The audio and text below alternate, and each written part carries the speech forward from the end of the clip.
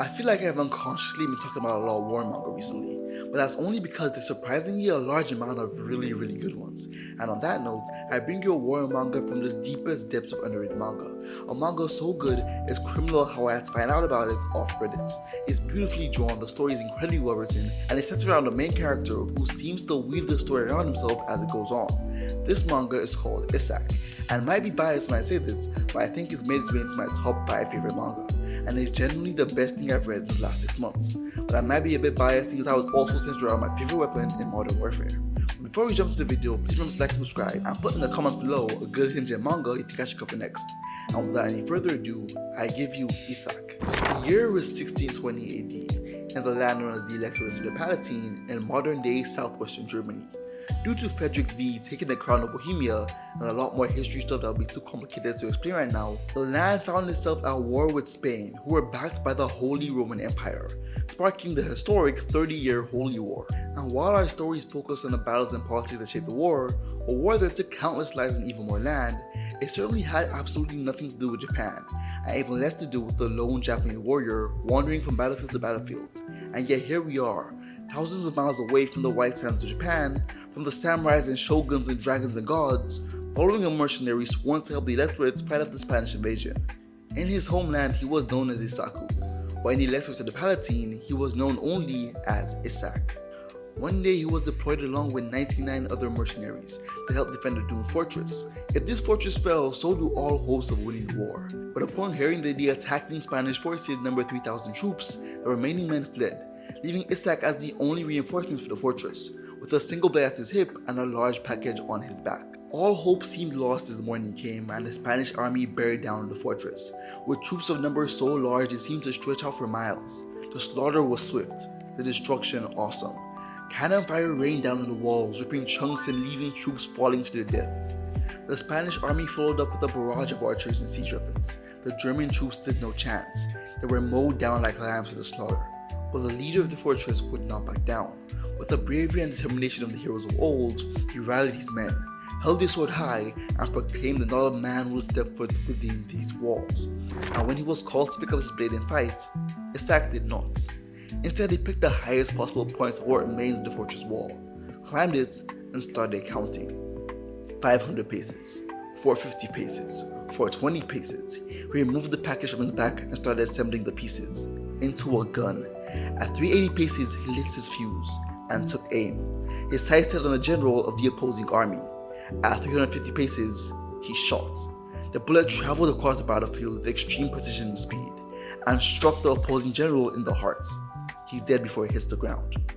When word spread to the battlefield that the general had been shot dead, from an impossible distance nonetheless, the call for retreat was sounded, and with the fortress at his knees, the Spanish army pulled back. Issak had single-handedly saved the entire fortress and the lives of hundreds of men. He had turned the tides of war. No, he had ended the entire battle with a single shot. But Issak found no joy in this, for the man he sought wasn't on the battlefield that day. He did not journey all the way from Japan to kill a Spanish general, nor even end the war. He sailed weeks aboard the vessel, enlisted and trained with a mercenary group from the Netherlands, even learned Dutch, all for one purpose: to take revenge on the man who killed his master and stole his prized possession. A rifle. The second half of the gun Issak wielded. The name of this man was Renzo, and he is the only man on the planet as deadly with a weapon as Issak. While it wouldn't be totally fair to call him a man, you see Renzo, now going around calling himself Lorenzo, is an entity that finds joy in bloodshed. There is no malice behind his motives, no hatred in his heart. He simply wishes to drive the world into endless war, for no better reason than to fight for all his days, because Renzo does not want peace. He is most fulfilled watching the world burn in the flames of war. He is so driven towards that goal that when his benefactor proposed taking a step back from war and taking Renzo to Spain with him, Renzo was so disgusted he strangled him to death then and there. The contrast in ideologies between Issak and Renzo is night and day in this manga, which is pretty shocking seeing how they serve together under their same master, and is even more evident in their guns. You see, the rifles held by the two men both have names. Issak's weapon is named Jin, which means to give yourself body and soul for the sake of another, while Renzo's weapon is named Shin, which means to trust only in your weapon and have faith in nothing or no one. And these two philosophies define their characters. While Issak fights to get revenge for his master, free his master's daughter, and gain back his master's greatest work, Renzo wants to steal Issak's weapon, because when both Shin and Jin are wielded by one person, they can plunge not just the continent, but the entire world into never-ending war. And Renzo was willing to do whatever it takes, no matter the cost, to see that happen. Issak, on the other hand, while on a path for revenge, isn't completely consumed by vengeance. His goal is to ultimately kill Renzo, yes, and get Shin back, but this goal doesn't mindlessly consume him like other protagonists. He won't get the innocent involved in his battles if he can, and would rather fight Renzo away from people. Issak's story is one of a man disguised as a weapon, against a weapon disguised as a man. And in any normal scenario, this would be fine. They would fight to the death, the winner gained the loser weapon, that anyone caught in the crossfire be damned.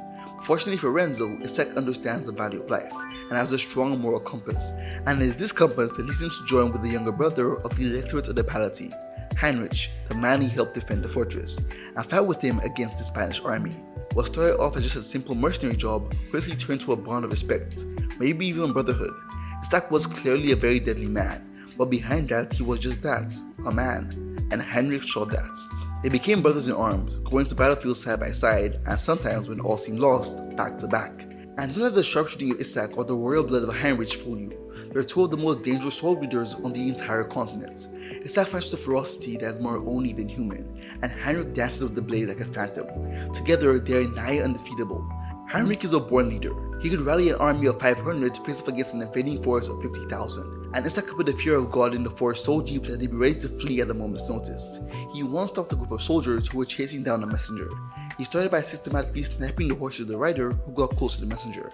And when they started retreating, he shot the leader of the pack, the one farthest away from him, through a cluster of multiple men on horseback. When he was asked why he was showing off, he simply replies that he was sending a message of fear. If you're running for your life and the person in front of you was shot from behind, wouldn't you be afraid too? The revenge plot quickly takes a backseat to the absolutely beautiful journey that Issak goes on while fighting for the Elector's army. While revenge is still Issak's main goal, he starts to realize that he can do a lot of good while still here. So he swears allegiance to Heinrich and sets out on a journey to reclaim the Protestant land. Because anywhere there's a battle, Renzo is bound to have a hand in it. And while it does involve a lot of fighting and bloodshed, there's also a lot of really wholesome moments, like when Issak sees her girl and her grandfather for being killed, and she ends up becoming Issak's closest confidant and potential love interest. She even becomes his arms when he's too injured to fire his own gun. Or the merchant who sees the traveling band as a tool to make money, will soon realizes that he's willing to risk a lot to keep his new friend safe. Or Heinrich's cousin, who will do anything to protect their kingdom and keep her cousin safe, even if that same kingdom does not believe in her. These people form an unlikely band of heroes, who assist Issak on his journey while trying to save their country from destruction. But even though they are some of the greatest fighters on the continent, sometimes loss is inevitable, and that's something the group has to learn to go through, whether it be the loss of someone close or the loss of a battle. I think Issak was a manga that really surpassed my expectation because I was expecting a manga about war tactics and violence. And while the manga is a bit gory, that isn't what the manga is really about. What I think this manga, hidden behind more mainstream titles, is really about is that everybody is a more complex character than originally meets the eye. For instance, when Wallenstein's army bear down upon the Electorate troops as they were crossing the Rhine, soldiers began to revolt. They would not be left behind to die while their comrades crossed the river safely. But when Zeta refused to flee while Issak stayed behind to fight, the army that Zeta persuaded not to pillage and kill the innocent stood by her. The men who had mere seconds ago refused to be left behind now stood between her and the approaching army. 200 men who would sooner die than see Zeta harmed by the sword. Zeta had become a symbol of what they were fighting for, what drove them into battle. She had stood between them and a city that they meant to plunder, and now they stand between her and the men who meant to harm her. Even knowing that they would die fighting for Zeta and the cause she believed in. And at the beginning of the story, she seemed no more than a young woman who would die if she stepped to the shadow of her grandfather. And there are multiple other characters like this in the manga, who defy the archetype, who shatter the norm associated with their character, and truly prove that you shouldn't judge a book by its cover. And while this manga is named Issak, the story is about a lot more than just a man with his gun. Thank you for watching. This was a source material, and I hope you enjoyed Issak. If you have another really good manga you think I should read, please put it in the comment section below. And as always, have a great day. Bye.